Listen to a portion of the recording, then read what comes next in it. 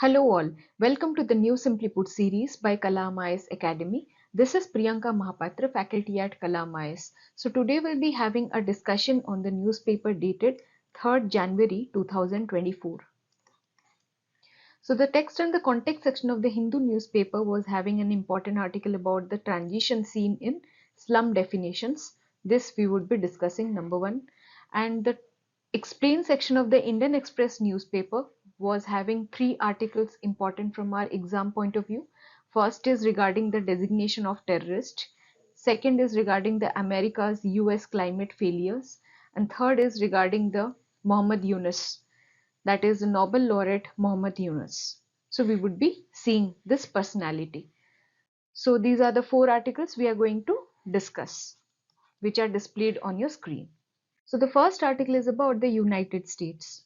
The United States, being the largest contributor towards the carbon dioxide emissions, the historical emissions, and despite this fact, how its climate response has been lacking in various aspects. In this article, it is said that United States has been one of the biggest laggards on climate action. Neither it has cut down on its emissions, nor it has done anything very substantial about its financial and technological obligations. So coming to the first, before that, this article is very important from your GS paper 3 perspective, where the environment as a topic is there in your syllabus. So this becomes important for your mains as well as prelims. For prelims, various facts that we are going to discuss, various trends that we are going to discuss is important for your prelims preparation. So first is regarding the loss and damage fund. You all know that this fund got operationalized in the recent COP28 summit in Dubai.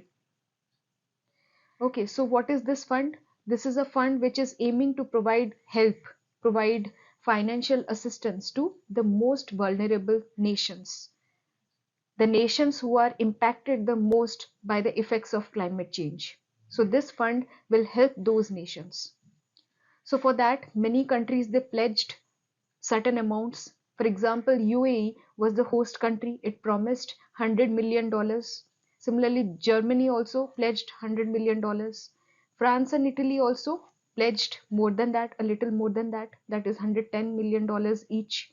United Kingdom also pledged to contribute $60 million. Even Ireland, Denmark and Norway, they have put in money more than the US. And see, United States, it has only mustered $17.3 million. Look at the difference between the other countries and US. Okay, so this is one fact, that how United States has shown its disinterest towards the climate change targets. So then comes the important question, that why United States? Why are we even concerned about United States? Why United States should contribute more towards the climate change targets? So the first reason is that it is responsible for the largest share of the historical emissions. Very important fact for your prelims exam. That is more than 20% of all the carbon dioxide emissions since 1850. So since it is responsible for the largest share of the historical emissions, that means it carries the greatest burden than any other nations in taking the climate actions. Therefore, according to the 2015 Paris Agreement and UNFCCC,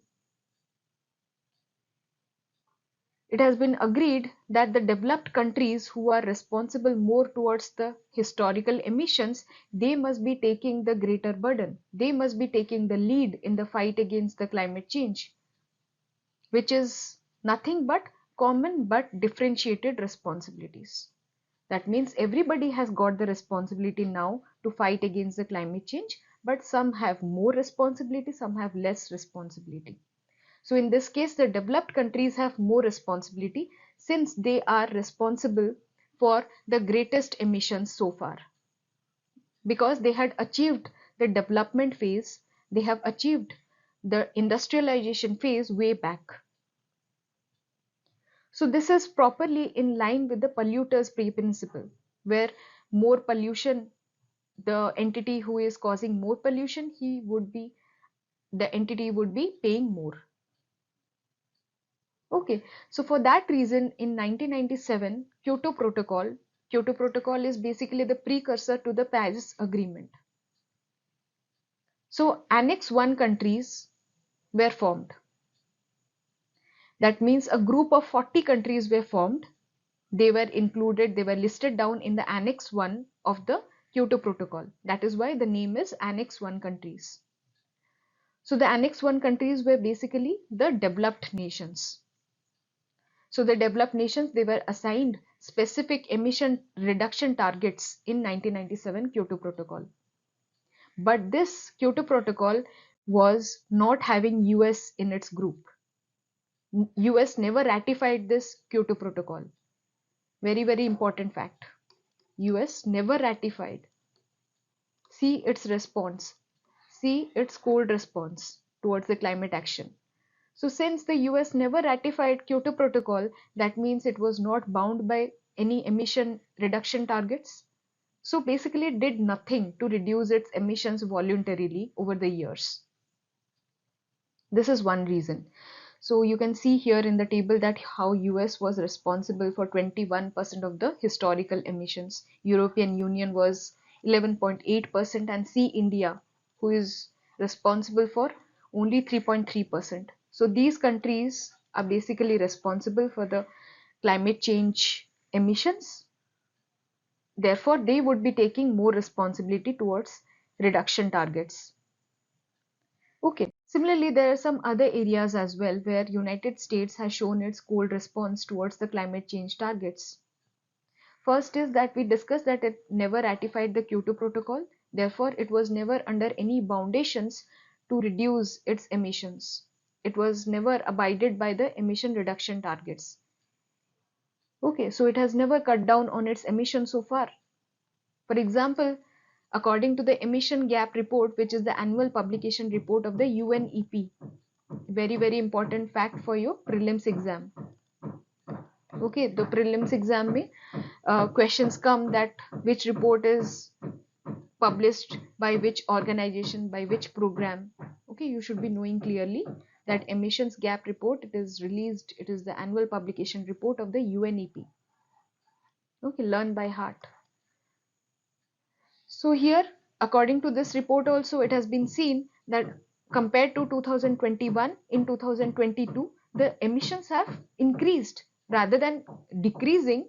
The US emissions have increased by 1.6%. Okay. So this is how the US is showing its response towards the climate targets, climate change actions. Similarly, it has done nothing or very little to meet its financial and technological obligations. It has walked out of the Paris Agreement, though it joined later, but initially it walked out. Then coming to the emission reduction, by 2020, when the Kyoto Protocol was coming to an end, the Annex 1 countries, that is the developed countries, as a group, they had made certain efforts. They had reduced their greenhouse gas emissions by 25% from 1990 levels. But here the US had no contribution since it was not a part of it. In fact, its emissions just came down by 0.4%. And that too because of the COVID-induced lockdown. So this lack of enthusiasm from the United States is one of the biggest reasons that why world is not on track to meet its 2030 targets. Similarly, it has manipulated the data. It is saying that it is maintaining that it has met the 2020 emission targets. How? It is considering the 2005 baseline. By considering the 2005 baseline, it is telling United States is telling that we have reduced the emission by 17%, whereas the other Annex 1 countries, they use 1990 baseline. So why it is saying about the 2005 baseline? Because before 2005, between 1994 and 2004, it has actually increased. Its emissions have grown up by 15%. And after that, they have made some efforts to reduce. For that reason, they are considering only 2005 baseline. And again, to your surprise, in this graph also you can see that how EU and US has shown the peak till 2004, and then how it has made efforts to bring down. So that is why it is considering only 2005 baseline, whereas other countries, they are considering 1990 baseline. This is one thing. Another thing, in 2019 we saw that the US emissions have risen. It has risen by 6% over the 1990 levels. And again, suddenly in 2020, it is saying that it has reduced overall by 0.4%. So it was because of the COVID-induced lockdown. So had there not been COVID-induced drop, then the annual emissions would have been higher than the 1990 levels. So basically, its image got saved due to the COVID. Okay, so this is how it is manipulating its data as well. Again, it has promised to reduce its emission by 52% on 2005 levels, but reality is that it is not showing any efforts. It is nowhere close to the leadership role, and its current policies and measures could result only in the reduction of by 20%. It is saying 52%, but it can only do 20% reduction by 2030. This is another hypocrisy. Then again, being a fossil fuel guzzler, it is showing no efforts towards the renewable targets, renewable energy sources. In fact, India is faring better on the fossil fuel usage than the United States. According to the International Energy Agency, 27% of the India's energy needs are now being met by non-fossil sources, compared to less than 20% in case of United States. So here India's energy needs are being met by non-fossil sources by more amount, okay, by 27%, whereas United States is only using 20%. Similarly, there are concerns with relation to the finance as well. There are monetary concerns as well. For example, in COP28 summit that recently concluded in Dubai, we had a global goal on adaptation. So here the developed countries as a group, they made sure that we have no separate financial provisions included in the global goal on adaptation. That means they did not want any separate financial provisions to be included, including the United States. Right? Again, coming to the Green Climate Fund, US had promised to contribute 3 billion US dollars in the first round, but it has contributed only $2 billion in the whole process so far. So here Green Climate Fund is a fund. It is basically a financial instrument of the Paris Agreement, where it is providing some financial assistance to the developing countries in carrying out their climate actions. Okay, this is important for your prelims again. So these terminologies are very, very important. Global goal on adaptation, Green Climate Fund, important for your prelims. Adaptation gap report, important for your prelims. Who brings out? Okay, please write it in the comment section that who brings out the adaptation gap report. So here the promise was made that we should be doubling the financial flows towards adaptation by the developed countries, including the United States. But in fact, it has seen a year-on-year decline. So there is lack of money for the adaptation activities again. So these are the main areas where United States has been showing its cold response towards the climate action. Okay, so these points are important for your mains and prelims perspective. Then we come to the next article, that is why Bangladesh court has sentenced Nobel Prize winner Mohammad Yunus to jail. So recently Mohammad Yunus, he has been sentenced to 6 months jail by the court in Bangladesh in violating the country's labor law. So here it is not important to know that what is the reason behind the conviction.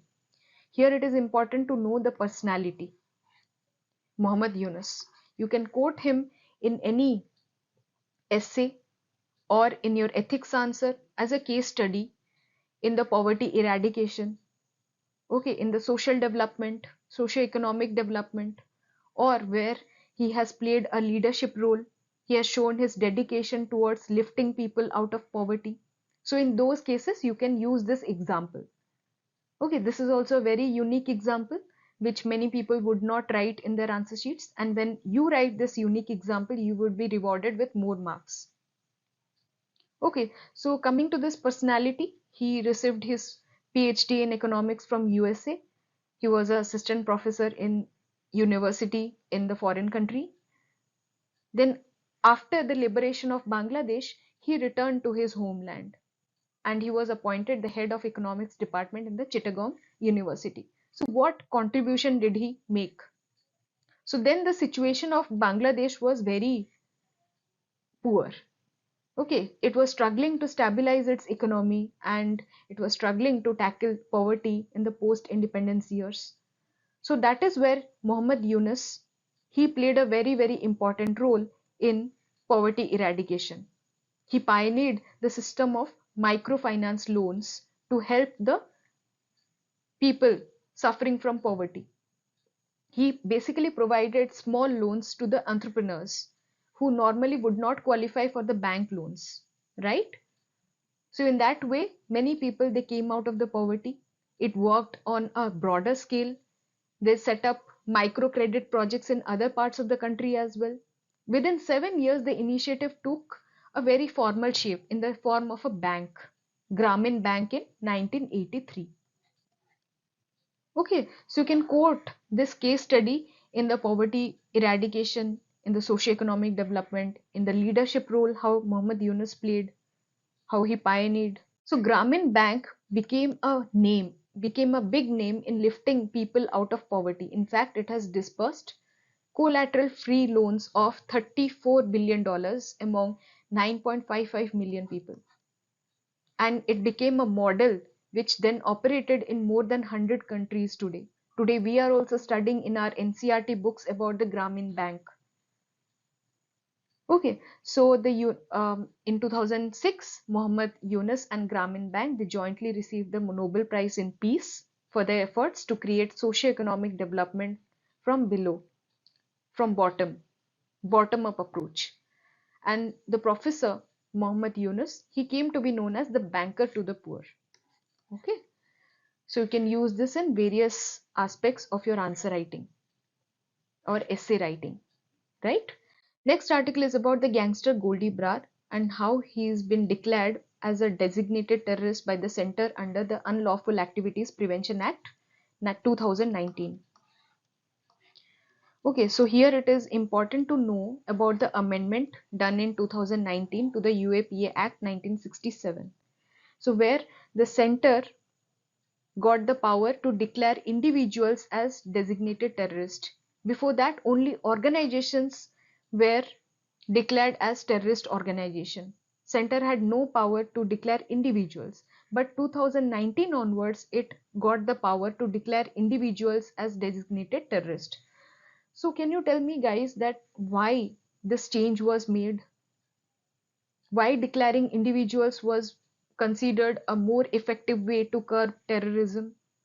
Because when organizations were designated as terrorist organizations, then the individuals of that terrorist organization would disperse out, they would come out and form another terrorist organization.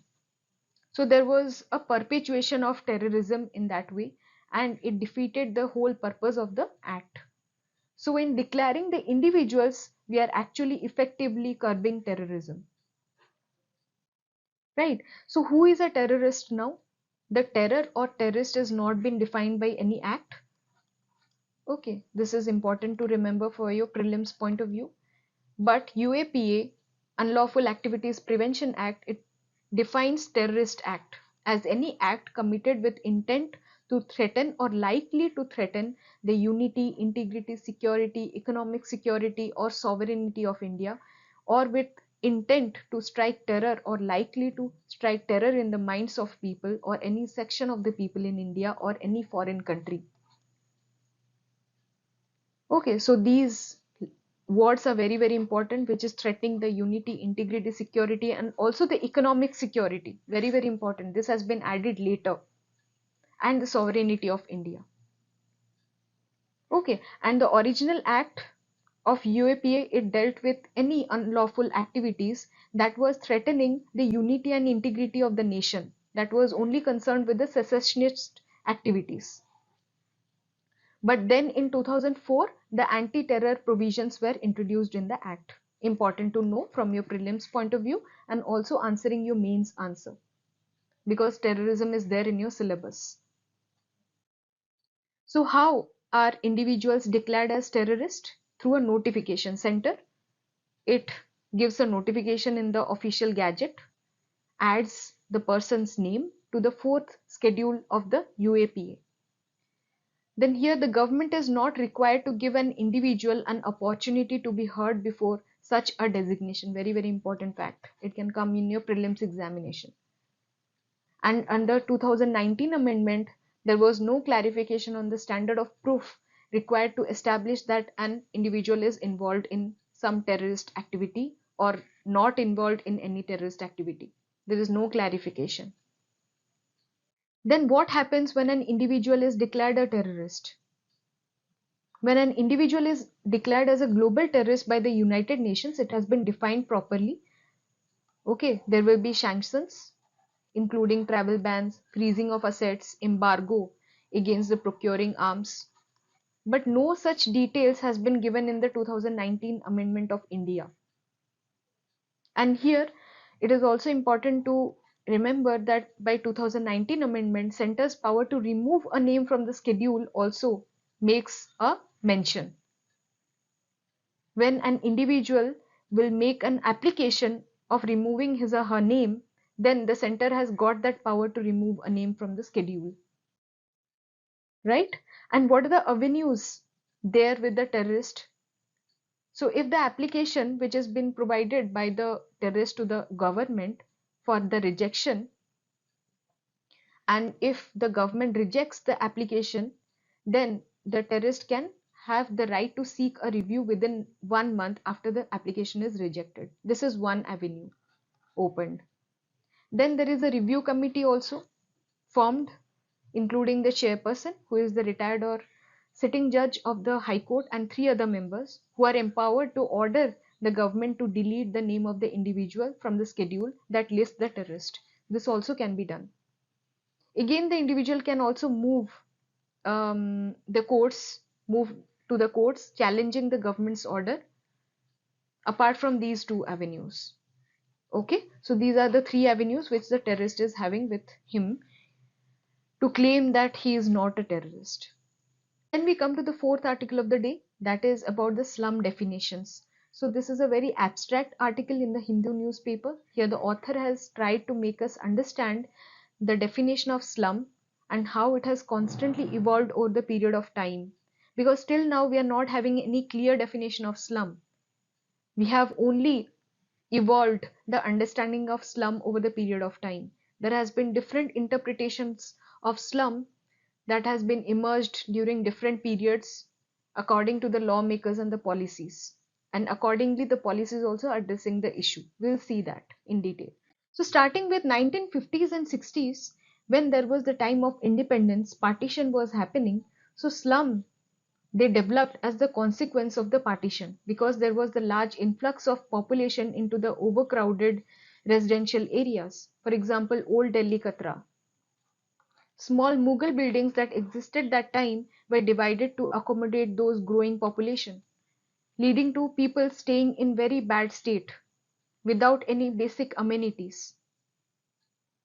Right? And moreover, the government could not engage with most of the slum areas because they were private areas. So hence the policies that time towards the slums, the vision that time towards the slum, the perspective towards the slum was regarded as a problem area. They viewed slums as a problem. They need to be eliminated as soon as possible because they were responsible for the health issues. They were responsible for the space constraints in the urban setting. Okay. And the citizen rights were not considered that time. Okay. And it was considered that the slums would give a bad look to the society, to the urban setting, taking care of the aesthetic considerations. So they viewed slums as the problem area.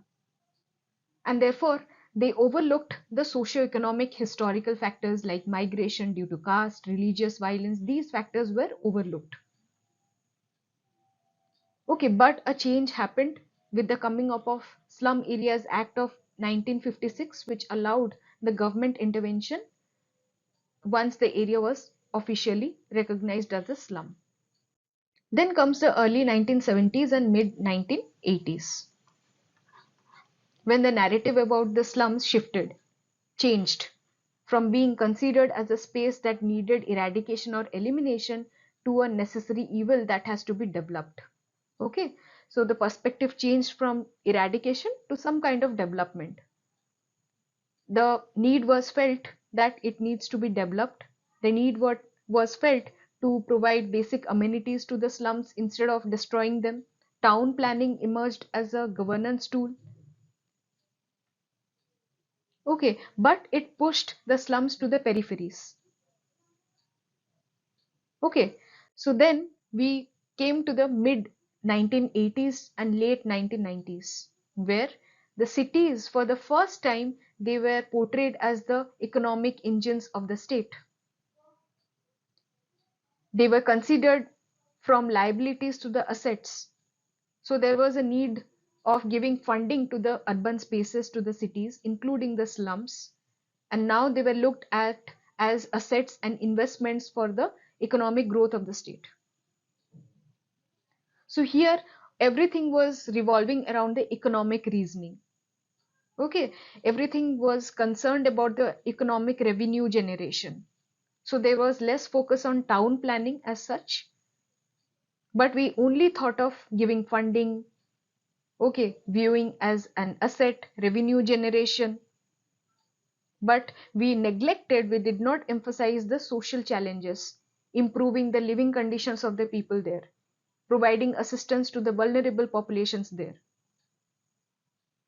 Okay, we only thought of funding. Therefore, in 1996, the National Slum Development Program, it brought back targeted funding from the union government towards slum redevelopment in the form of urban spaces, in giving land, finance, infrastructure. That was only thought of instead of actually improving their living conditions or providing assistance or taking care of the historical socio-economic factors. Then came 2001, when for the very first time we had a comprehensive understanding of the slums based on the census data. That is 2001 census data, where the definitions of slums broadened after that, leading to many targeted schemes. Okay, so you understand now that how the narrative has been changing from complete eradication of the areas to giving rights now. Okay, so here in this time we are thinking of giving legal rights. The concept of upliftment of the slum dwellers was associated with giving property rights to them. Okay, and some of the reasons for the slums were noted down, like lack of proper urban planning, growing population, pressure on land due to the price rise, property price rise that made the affordable housing difficult. So for that, we made certain efforts to give them property rights. We broadened the definition of slums according to the 2001 census data, and we brought many targeted schemes. So now what is the way ahead? Okay, so these efforts we have already made. There has been transforming narratives on slums. There has been transition seen in the slum definition so far. So what is the way ahead? How we should be thinking to bring a comprehensive understanding of the slum formation? So here the author is saying that numerical data will alone not capture the socio-economic historical factors contributing to the existence and persistence of slums. We need to take a call to understand the comprehensive, the qualitative, the holistic approach, taking care of the socio-economic and historical factors. Okay, because the conventional way of categorizing and addressing slums may not capture the full complexity of the situation, of the formation and the challenges. So we need to take a holistic view, a qualitative approach towards the slum formation, instead of only relying on the numerical data. So this is what the author has been saying. So this is very, very important from your GS paper 1 perspective, where urbanization as a topic is there in your syllabus. Okay, so this article may be important in your essay writing sometimes, or in your GS paper 1 answer writing related to the urbanization.